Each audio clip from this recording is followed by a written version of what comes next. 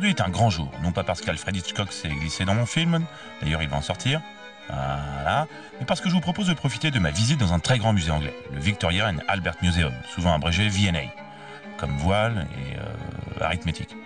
Petite précision, muséum n'est pas le nom de famille de Victoria et Albert.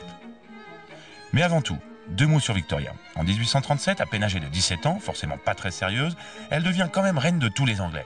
Alors qu'elle clame haut et fort son désir d'indépendance, les boîtes de nuit, les jeans slim, tout ça, elle rencontre son futur époux, le prince Albert de Saxe-Cobourg-Gotha. Voilà, ça, c'est fait.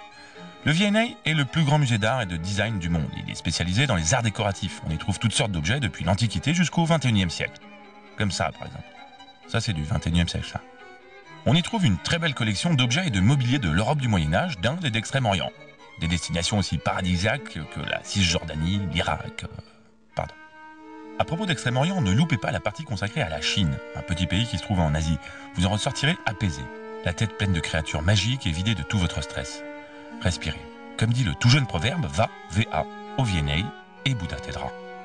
Vous y découvrirez comment les Asiatiques mangeaient, comment ils s'habillaient et comment ils cachaient leurs dents tachées de nicotine. Vous verrez aussi...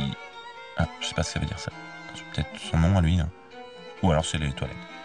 Goûtez en sus l'histoire de la dynastie des Umayyads, musulmans issus du Moyen-Orient qui ont pourtant su inspirer Saint Maclou. Ils manient à merveille les arts de l'orfèvrerie, de la mosaïque, du thé. Profitez en ce moment même, là, maintenant, de l'exposition consacrée à Lee Miller, délicieuse égérie du surréalisme, modèle et photographe. Allez-y, au moins pour les nuits. Et comme disait la déesse Shiva en allant à ses 8 boulots, si va, ça va, si ça va pas, tant pis. L'entrée du musée est gratuite ou presque.